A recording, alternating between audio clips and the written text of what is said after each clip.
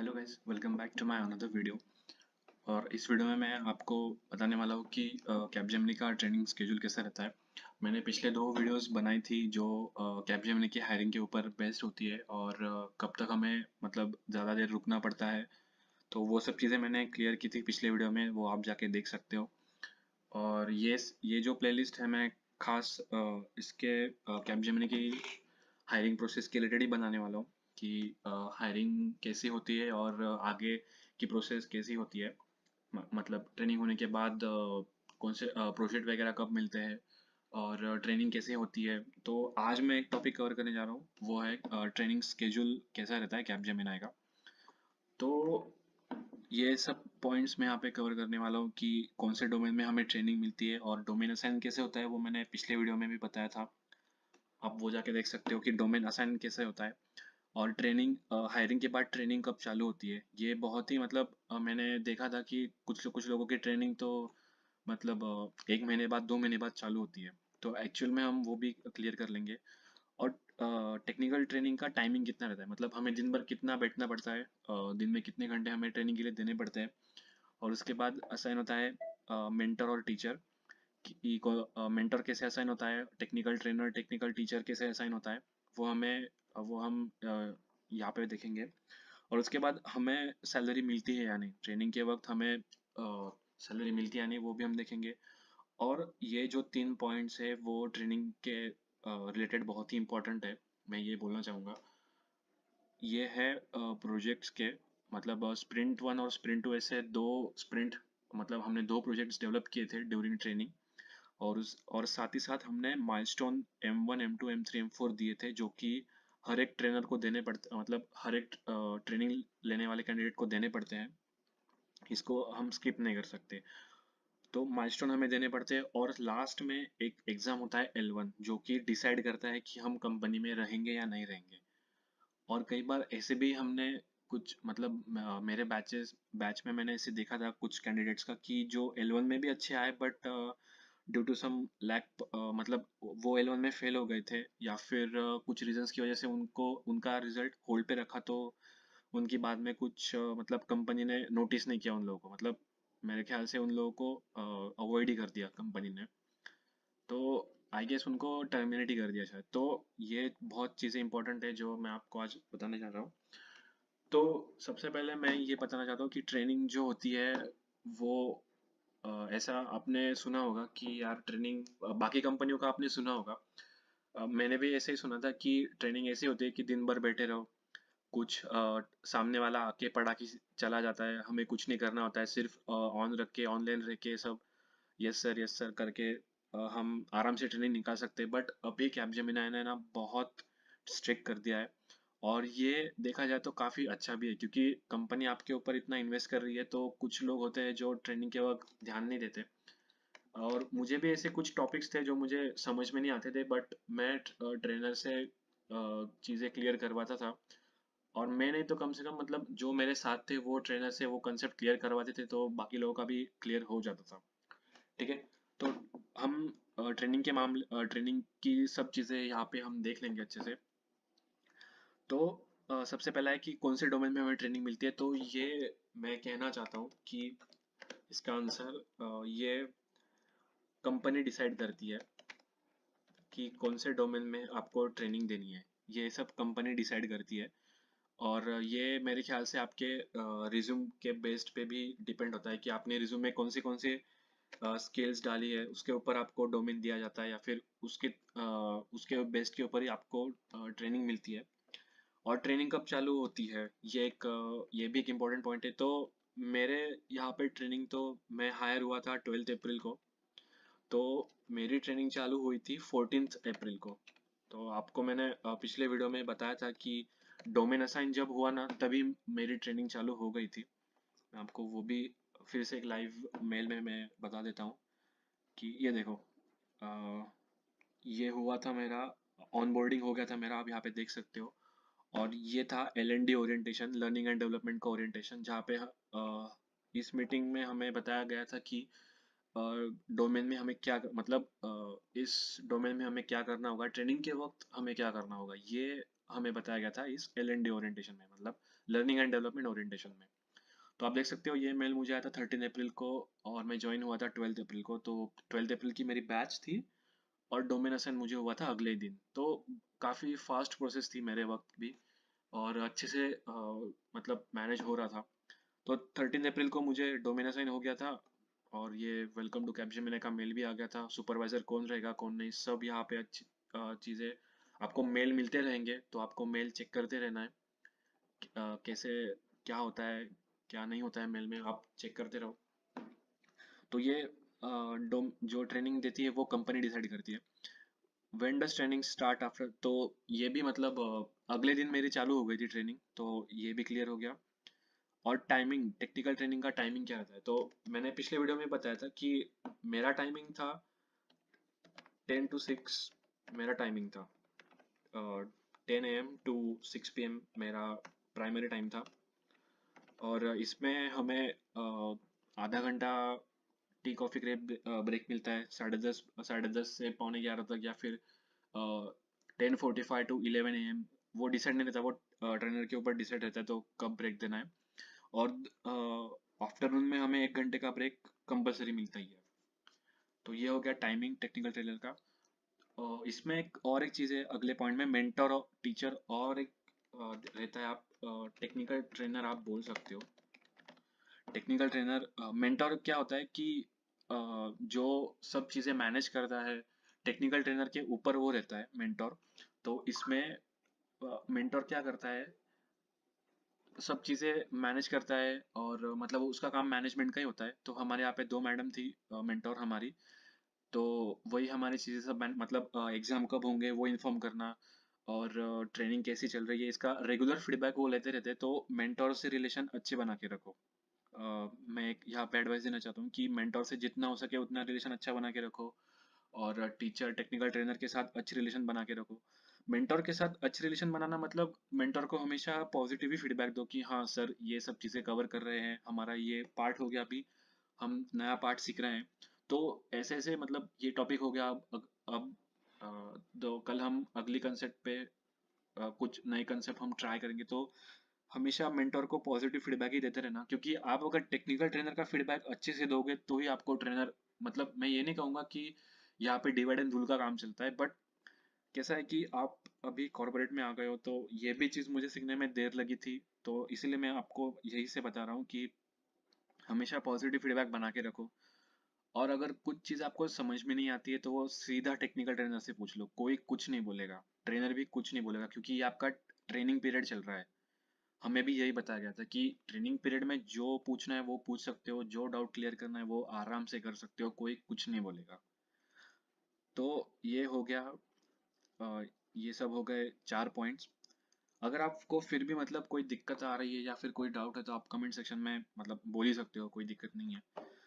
और दूसरा, और एक अगला मेन क्वेश्चन ये भी है कि हमें सैलरी मिलती है कि नहीं, वो तो इसका आंसर है yes, we get paid, we get paid during our during our training. और साथ ही साथ हमें कितना मिलता है कि total days of work, total days of work. तो ये क्या होता है कि जैसे कि मैं ज्वाइन हुआ था 12 अप्रैल को, तो मुझे पहले 11 दिन की सैलरी नहीं मिली थी, बट 12 के बाद जब तक महीना खत्म होता है, मंथ एंड तक मतलब जितने भी डेज वर्किंग थे मेरे, उतनी सैलरी मुझे आ गई थी। जब ज्वाइन होते हैं तब वहाँ की हमें सैलरी मिल जाती है, जितने दिन हमने काम किए उतने दिन। और ये यहाँ तक हो गए ये सब मेरे ख्याल से नॉन टेक्निकल क्वेश्चंस, जो कि मतलब इतने ये चीज़ें ऑप्शनल थी, ऑप्शनल इम्पोर्टेंस थी। बट अभी ये जो 3 चीज़ें हैं वो बहुत ही इम्पोर्टेंट है। मैं ये कहना चाहता हूँ, प्रोजेक्ट स्प्रिंट, प्रोजेक्ट जिसको स्प्रिंट में डिवाइड किया होता है, मतलब स्प्रिंट 1 और स्प्रिंट 2 रहता है, स्प्रिंट 1 and 2, जहाँ पे हमें 2 प्रोजेक्ट्स डेवलप करने होते हैं। और एक रहता है माइलस्टोन, जहाँ पे हमें एग्ज़ाम देनी पड़ती है, मतलब जो भी टॉपिक्स हमें सिखाए गए उसकी एग्ज़ाम हमें देनी पड़ती है। और माइलस्टोन के बाद आता है L1 एग्ज़ाम। ये L1 एग्ज़ाम गाइस बहुत ही इंपॉर्टेंट होता है, कैसे भी करके हमको पास इसमें होना ही पड़ता है। मैं आपको बता देता हूँ, अ, ये था हमारा L1 रिजल्ट, जो कि आप देख सकते हो और इसमें कुछ लड़के मतलब कुछ कैंडिडेट्स फेल भी हो गए थे, on hold NA on hold, और कुछ फेल भी हो गए थे। तो मैं ये एडवाइस देना चाहता हूँ कि यहाँ तक नौबत नहीं आनी चाहिए। L1 आप फेल मत, मतलब L1 कैसे भी करके पास हो जाओ, कुछ भी करो, बस अच्छे से पास हो जाओ। उसके लिए ट्रेनिंग करना, ट्रेनिंग में अच्छे से ध्यान देना, जो कि हमें भी कुछ आता नहीं था इतना, बट फिर भी हमसे जितना हुआ हम सब ट्राई कर रहे थे। मुझे भी इतना नहीं आता था जावास्क्रिप्ट का, बट धीरे धीरे आपको अगर आदत हो गई तो कुछ भी चीज़ें मुश्किल नहीं लगती है। तो ठीक है, ये मैं आपको पहले बता देता हूँ कि प्रोजेक्ट्स क्या होते हैं। स्प्रिंट वन और स्प्रिंट टू, इसमें जो कि सबसे पहले मैं बता देना चाहता हूँ कि मेरा डोमेन था जावास्क्रिप्ट फुल स्टैक डेवलपर, ये मेरा डोमेन था। तो उसमें हमें सिखाया गया था मेन चीज़ें, HTML तो सिखाई गई थी, CSS सिखाया था, बूटस्ट्रैप 5 सिखाया गया था, जावास्क्रिप्ट ES6 सिखाई गई थी, और उसके बाद हमें एंगुलर फ्रेमवर्क सिखाया था और रिएक्ट फ्रेमवर्क सिखाया था। तो रिएक्ट जेएस हमें सिखाया था, एंगुलर जेएस हमें सिखाया था। तो ये सब चीज़ें मतलब वो इतने डीप नहीं, डीप पढ़ाते नहीं है, बाकी चीज़ें हमें ही करनी पड़ती है क्योंकि इतना टाइम होता नहीं है कि एक एक चीज़ अच्छे से समझा सके। बट आपके ऊपर है, आपको अगर फ्री टाइम मिलता है तो इसकी ज़्यादा से ज़्यादा प्रैक्टिस करो, जो कि मतलब मैंने की नहीं, बाद में मुझे थोड़ी परेशानी हुई थी, जेएस की इतनी प्रैक्टिस नहीं की थी, बट अभी भी फिर भी मतलब फिलहाल मेरी अभी भी प्रैक्टिस चल रही है। तो आपको अगर पहले से ही ये सब चीज़ें आती हो तो आपके लिए ये ट्रेनिंग कुछ भी नहीं है, आप इजीली क्रैक कर सकते हो और ये एग्ज़ाम आप इजीली पास हो सकते हो। तो ये सब चीज़ें हमें बताई गई थी। तो इसमें स्प्रिंट वन में हमें इसके ऊपर प्रोजेक्ट बनाना था, ठीक है, मैं कॉपी कर लेता हूँ। स्प्रिंट वन में इसके ऊपर हमने प्रोजेक्ट बनाया था HTML CSS BS5 JS ES6 और Angular JS पे। और स्प्रिंट टू में हमने Angular JS के बजाय सिर्फ React JS यूज किया था। मतलब दोनों फ्रेमवर्क यूज करके हमने एक कंप्लीट दोनों वेब एप्लीकेशंस बनाए थे, जो कि मैं अगले वीडियो में आपको बताऊंगा कि मतलब ये चीज़ें सब मैनेज कैसे करते हैं। तो ये एक मैं ओवरव्यू दे रहा हूँ। तो ये सब चीज़ें थी जो हमने बनाई थी। और ये प्रोजेक्ट के ग्रुप्स रहते हैं, वो मतलब ग्रुप बेस्ड प्रोजेक्ट रहता है। इसमें टीममेट्स जो होते हैं हमारे, वो टेक्निकल ट्रेनर ही असाइन करता है, वो हम खुद खुद से नहीं ले सकते वो। तो आप ये बात अच्छे से जान लो। तो ये हो गया प्रोजेक्ट।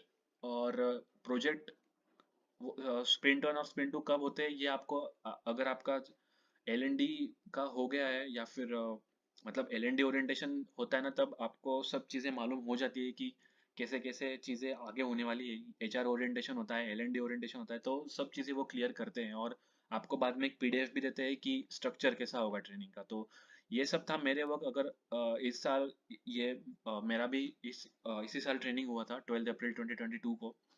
बट फिर भी आगे जैसे जैसे फ्रेमवर्क के वर्जन्स अपग्रेड होते हैं, फ्रेमवर्क नए यूज किए जाते हैं। अभी रिएक्ट जेएस उन्होंने ऐड किया, पिछले साल रिएक्ट जेएस नहीं था, तो हो सकता है आगे चल के वो व्यू जेएस भी ऐड कर सकते हैं।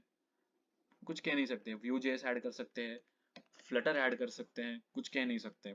ये उनके ऊपर है, और उन कैपजेमिनी के पास कौन से प्रोजेक्ट्स है उसके ऊपर डिपेंड करता है। तो उसके हिसाब से हमें वो ट्रेनिंग देते हैं।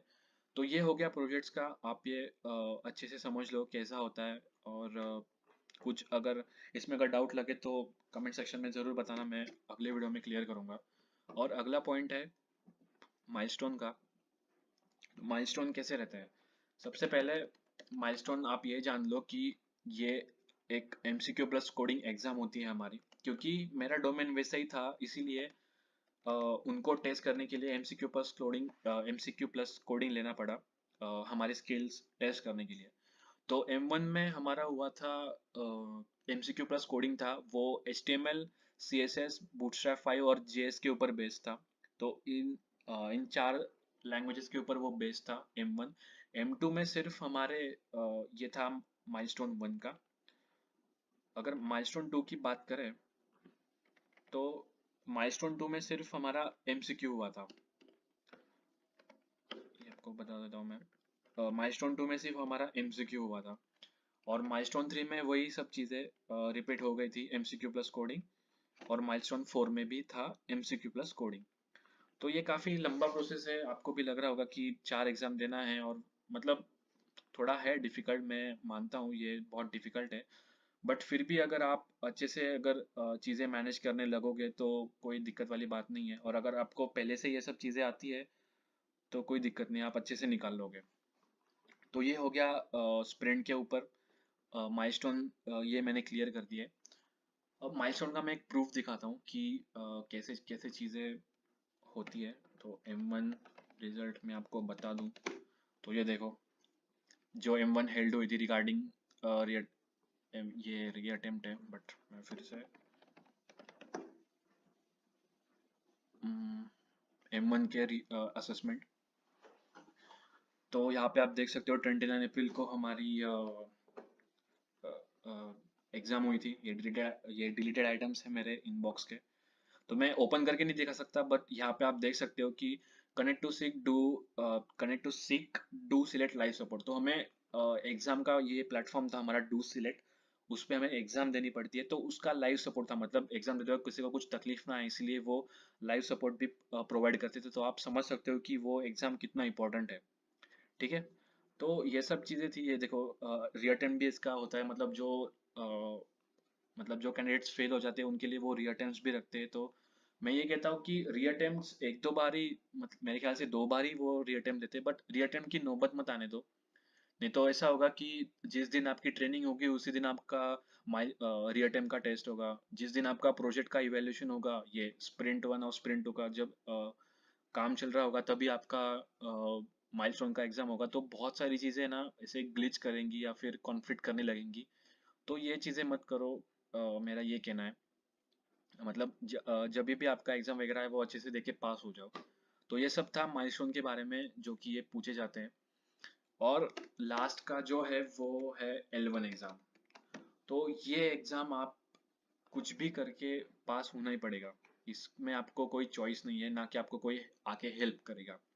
तो मैं आपको वो L1 का भी दिखा देता हूँ कि L1 का रिजल्ट कैसा होता है। तो शायद मैंने पहले भी बताया, तो फिर से देख लो।